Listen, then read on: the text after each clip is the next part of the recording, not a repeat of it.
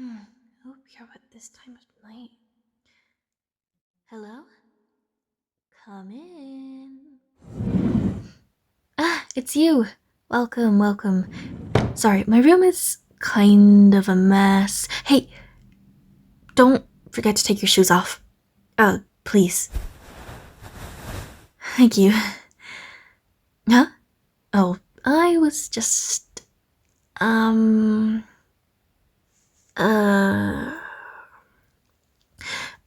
so you see, I couldn't really sleep, so I was just reading my book, minding my business, all that jazz, you know? Now, what's got you up so late, Couldn't sleep either? Yeah, I think a lot of people who travel with us face a similar issue. Is it anything in particular? Nightmares, hunger, chills, nausea, you know, the whole ordeal. Just restlessness. I've been there all too often myself. Come, sit. Is there anything I can do for you? Make you tea or milk. I could make you a little heat pack, sing you a lullaby, maybe? Oh, I've got it! I'll read you some of my poetry. That ought to bore you right to sleep. Well, I'm glad you responded so positively, but it's not like I would have given you much of a choice either. Who said that? Not me. Listen here, chum. You're gonna lay your head here on my pillow, and I'm gonna read you my poems as if they were bedtime stories. How does that sound? If you want, I can also play with your hair. I find it nice when people play with my hair. I get all fuzzy inside. Yeah? Okay, I can do that. If I may touch that pretty little head of yours. Perfect. Alright, I'll start with my favorite poem. Yeesh, I actually haven't written a good one in a while. I need to get back on the grind. Okay, this one is called I Hate the Beach. Can you guess what it's about? No way, really? I'm acting as if I didn't write this. Right, time to read. I hate the beach, I tell myself, every time I return home with sand clinging to my skin. I hate the beach, I say to everyone, every time salty air whips through my hair and leaves me with a sticky residue. I hate the beach, I'll always state, every time I get splashed when I'm not wearing a bathing suit, leaving my clothing wet. I hate the beach, everyone knows, every time I say I want to go home. So why is it so strange to feel affection towards the sun, melting into the horizon of endless water?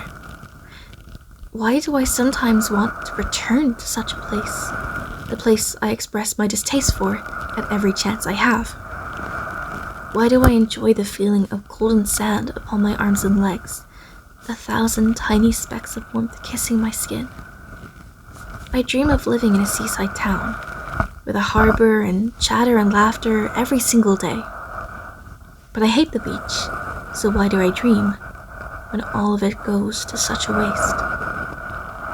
I hate the beach, I say to myself as I stand upon the sand, and salty air whips through my hair with water crashing round. I hate the beach, yet I don't want to leave when I am told it's time to go home. I hate the beach, but maybe I'll stay as the sun melts into the end of the day.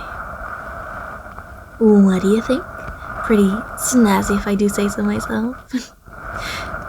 I sound so full of myself, don't I? If only. Okay, This next one is about an aesthetic reel I saw of like a rainy day by a willow tree, and there was a bench, and it was kind of like you know when the sky is so gray that the greenery looks extra green? Yeah, like that. So, oh, to sit by a willow tree and weep out my heart as the sun fogs over with grey clouds of rain, and the leaves. Oh my god, okay, I need to. God. Oh, to sit by a willow tree and weep out my heart as the sun fogs over with grey clouds of rain, and the breeze brushing past, a melody in the leaves, while the rain cloaks my tears as I begin to fall apart. Humid summer, a time of bittersweet pain, the green of the willow, the grass and the trees, nature, the color of greed and envy. I hold myself tight as the river current flows, and I am mocked by the beautiful, non-trying willows. Such a pretty tree, without even having to try. And here I am, comforting myself while I cry.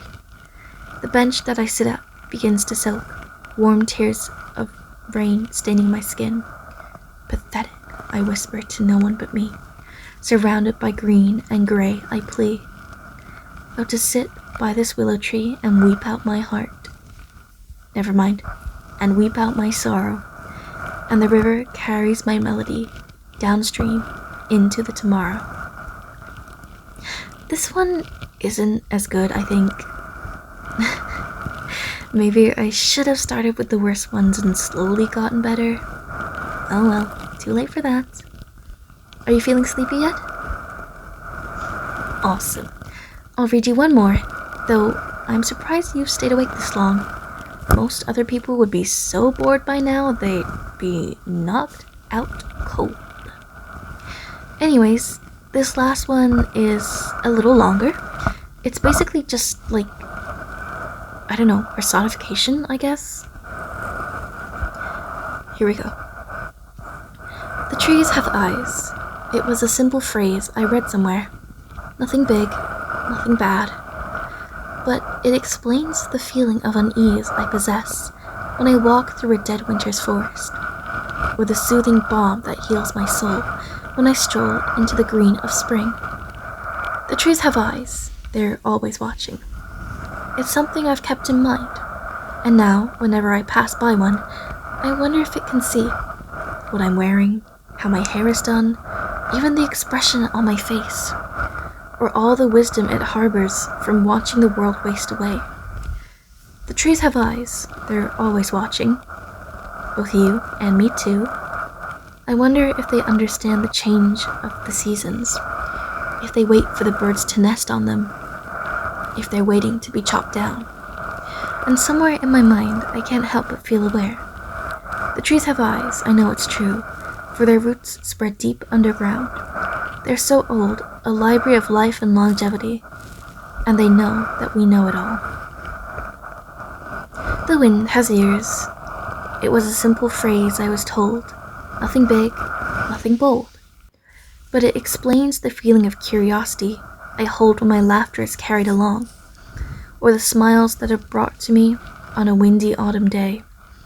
The wind has ears. It's always listening. It's something I've kept in mind. And now, whenever I tell a secret, I wonder if it can hear what I'm saying, how it's said, even the emotion in my voice, or all the wisdom it harbors from listening to the secrets of the world. The wind has ears. It's always listening, for both our voices, mine and yours. I wonder if it understands the warmth in a lover's tone, if it waits for gossip to arrive, if it's waiting for a dying breath. And somewhere in my mind, I can't help but feel aware. The wind has ears. I know it's true, for it is as old as time itself. It's so great, a glossary of all the languages, and it knows that we know it all. And that is what I'd call a successful method to put people to sleep. You are so precious, you know that? Okay, that was a rhetorical question because you're asleep. So I know you can't answer, but you deserve the rest. So I'll let you be. Good night, you. Sweet dreams.